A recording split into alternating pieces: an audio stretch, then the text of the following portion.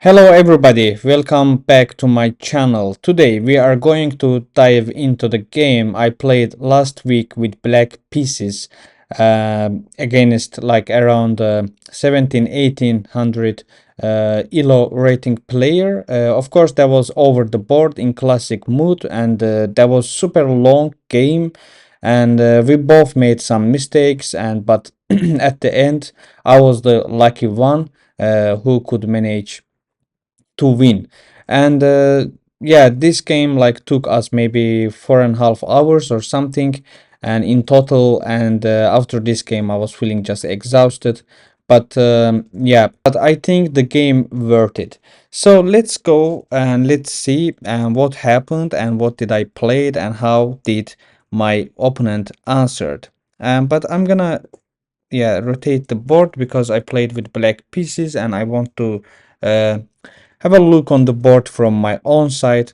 And here, yeah, here he played e4, and of course I'm gonna play Pirc Defense, so that's why sometimes I prefer to yeah, you can start to build up Pirc Defense setup with knight f6 as well. But if he played e4, you can't do this because if you do that, like, he will play this and you have to go here, and then it's not being Pirc Defense anymore, it's being something else, and I don't want to play that, and I don't want that complicated.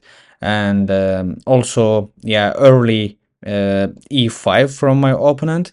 And so that's why against e4, if I want to play Pirc Defense, then I prefer to start with d6.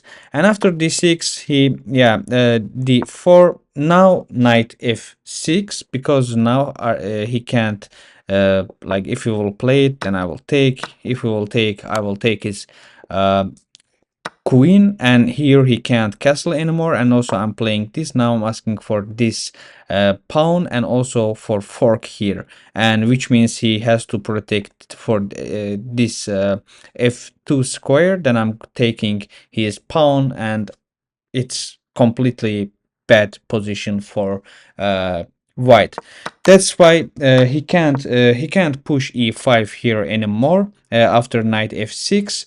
And here he developed his knight c3. And here, of course, I played g6. This is also just following up the Pirc Defense structure.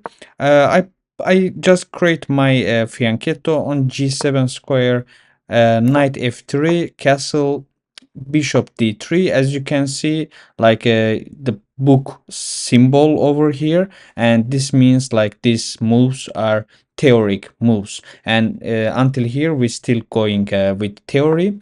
And here break he breaks the theoric chain.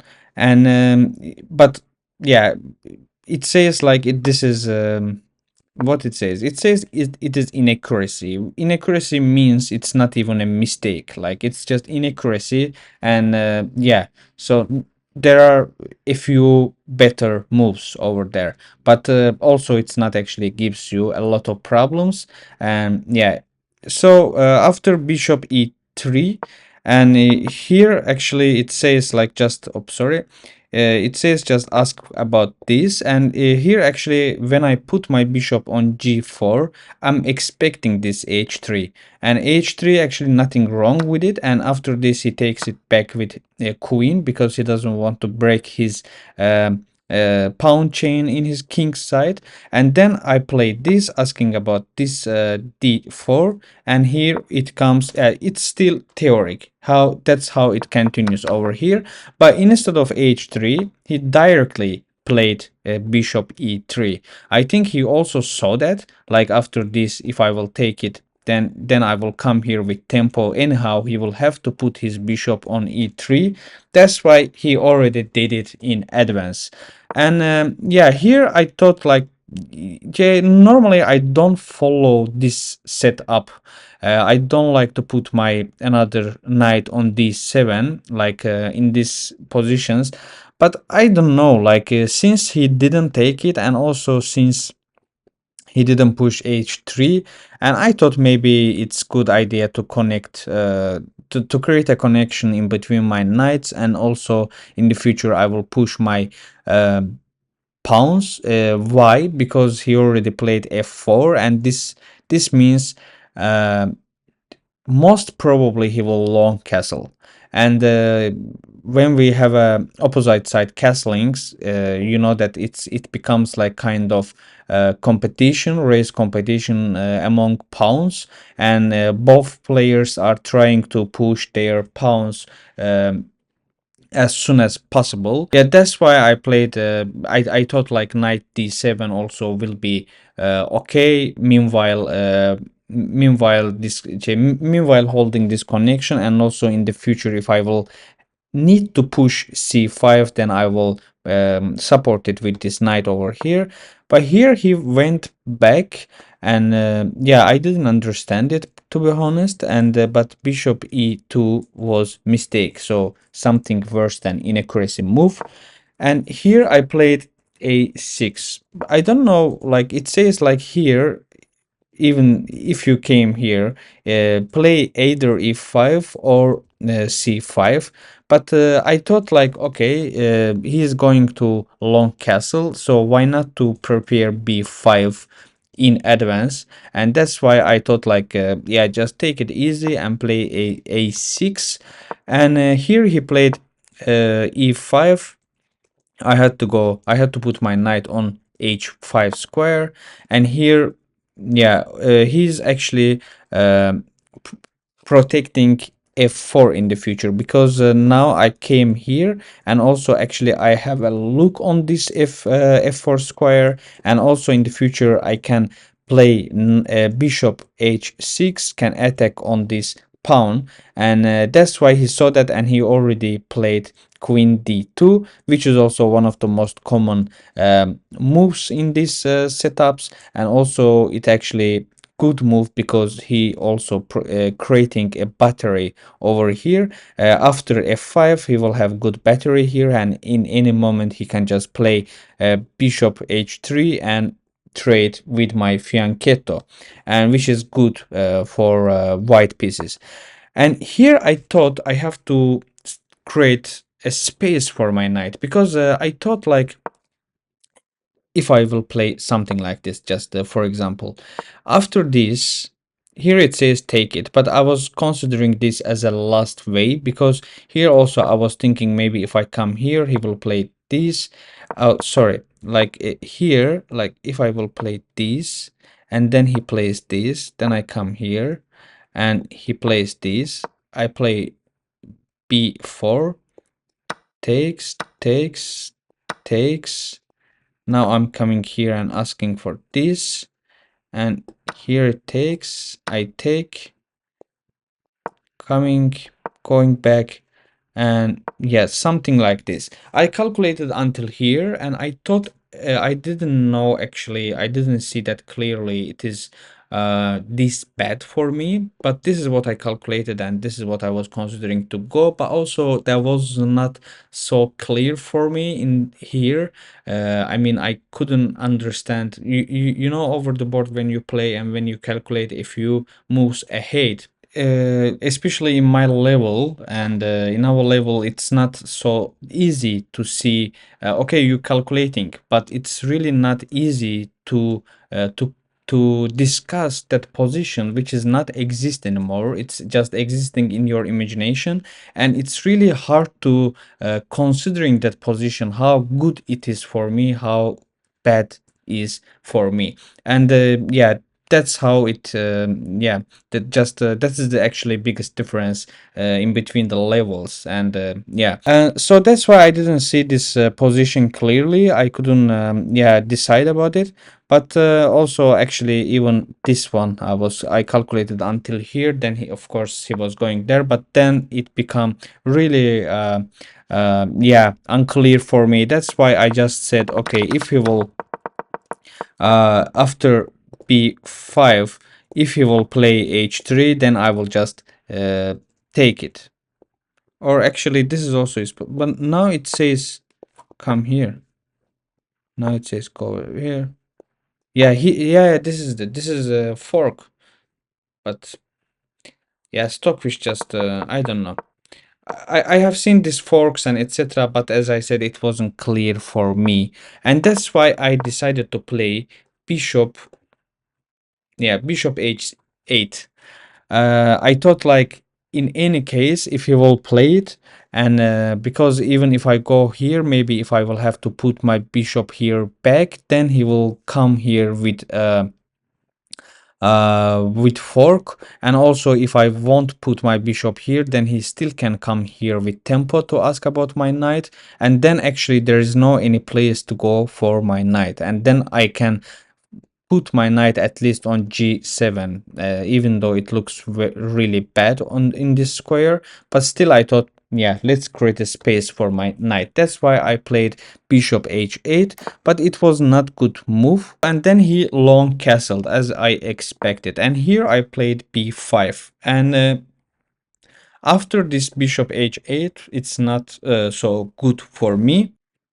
And here I already was expecting this h3 for sure, but he didn't play it again, and he played knight h4. Here really interesting thing happened here. It was I knew it the position is not so good for me. I have to figure out a few things, so actually I took my time, and since it wasn't it was still in the in opening and in the beginning of the game, so I had enough time to think clearly and to decide about what to do. And that's why I took my time here, and I was considering about like I have to take this bishop, and after that I was afraid of this knight to come here. Then I will play this e6, maybe even I will let him to play e6, then I will push it, then I will ask for his both knights, and then it can happen, and then I will have a really big advantage.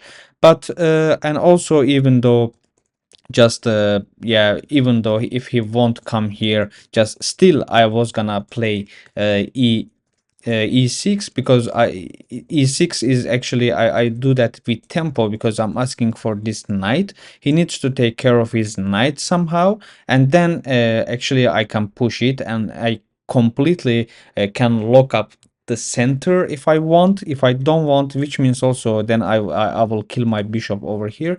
But also if I don't want, still I can consider the position, what to do, how to do, and how to follow up.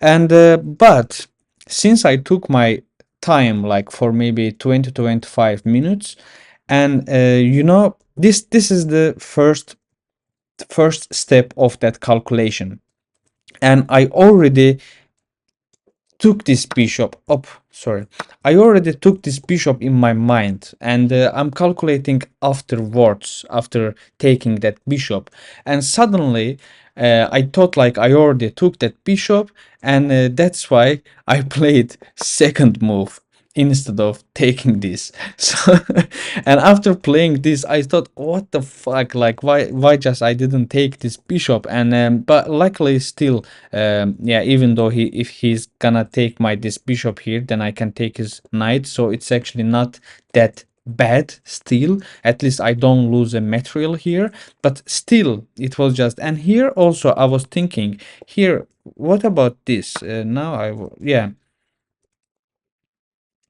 if I take it, he takes,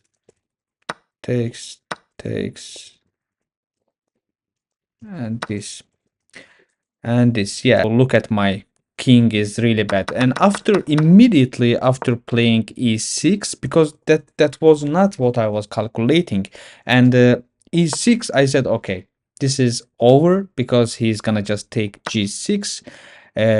Yeah, even though instead of this maybe I have to just take it, and he takes, this is because completely free bishop. And but luckily he didn't do that. He just took my bishop, and I took his knight. We are still even here. And yeah, afterwards also I don't know why did he do that, and he took my knight as well. I took it back with my queen, of course. And here he played b3. Probably he just want to yeah, he just wanted to do something against these pawns over here in advance. And here I played queen h4 because I was seeing that he's gonna put his knight here and to attack on this d6. And that's why I just wanted to, because also my queen is actually doesn't do a lot on this half blind h5 square. That's why I just want to develop my queen to h4 square and then put it on e7 in the future.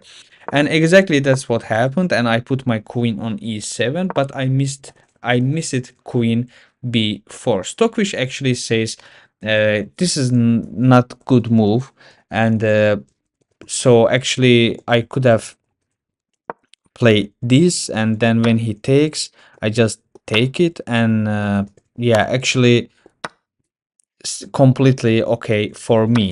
But I consider this queen b4 as a really good move. And actually, yeah, I saw this f5 as well, but I couldn't see the future for this f5, and I still thought like I'm gonna lose this um, pawn, because even though I played like, what about this, like then I have to go back, and or if I take it, then even worse. And yeah, so I really, yeah, couldn't understand what to do here. That's why instead of f5 I thought c5 is better, and c5 he took, and here I pushed d5, because I'm thinking if he won't see this, if he won't play it, if he will play, if you put his knight somewhere else, then actually I take, for example, if you put it here, then actually I put my rook here and taking this pawn back. But of course he saw that and he played knight d6. And here I pushed f6 because I want to open here, at least since my position is not that good, at least I have to activate my other pieces to try to catch up some better positions. And that's why I just wanted to open in front of my rook and my this fianchetto's diagonal. And that's why I played f6. And here I think yeah, exactly, either bishop yeah, d4, or just this, which coming with tempo attacking on my knight, yeah, something like that. But he preferred to play h4. I don't know why. And here, of course, I took it. That's free pawn. Actually, I take my pawn back. And here also, I took it back. And then I came here. Here it says it's actually equal. But here he missed something. He blundered, and with bishop d4. And then immediately I played knight c6, because here actually he lose material. And yeah, that was the only place he could go. Then I took, and here also I missed actually this, because I should have played rook f4, and here he losing this material like completely. But I didn't saw that, and I made a bit rush, so I took it directly with my bishop. And here, of course, I since I have a material up, so uh, I want to trade the queens. And here I took it. And after here, actually, I made mistake. Like here it is winning for me, but rook f4 is not actually winning. But you understanding this, like really a few moves later, I couldn't consider it. And also this was almost the end game, and I mean end part of the game, not end game yet. And but our times also was not so much, and so we had to, and then I saw actually we are going to play maybe rook end games, and then yeah, we will need a lot of times. Then I made a bit rush, so but I had to yeah, I should have discussed this position with by myself a bit, but I didn't do that. And yeah, eventually I played rook f4 to attack on this, but I underestimate this c6. And here he immediately pushed it. Of course, I played rook a7 to come here and to try to stop it, but actually here already it is equal game. He equalized the game. How he equalized the game? Because like this. He's asking for my rook. He goes, and this is how he should have hold the draw in this game, but he didn't play it.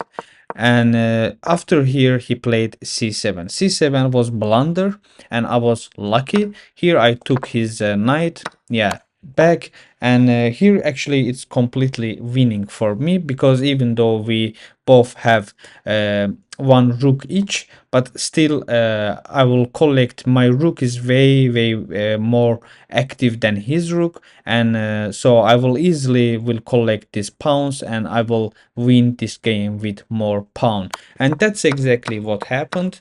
And let's go a bit yeah, fast here. And yeah, it's just a normal end game. And in some point I had to sacrifice my rook, because it doesn't matter. And as you can see, I sacrificed my rook. And here it Stockfish even says don't take it, just go here, because it doesn't actually matter to take that rook or not. And here it was completely winning for me. And after in this position, my yeah, my opponent resigned, because yeah, it's completely losing. Here I will play this, and yeah, I will take his rook, and then in a few moves it's gonna be checkmate. So that was the game I played last week. And I thought, like, even though I made a lot of mistakes, but at the end I could manage to win. And I think it was interesting and nice game. And that was really fun and also tiring to play this game over the board. But yeah, I just wanted to share this game with you guys. And I hope you enjoyed the game and video, and I hope you also picked some knowledge from this game. Uh, yes, thanks for watching, but please don't forget like the video and subscribe to my channel to see more chess contents. Thank you. See you next time.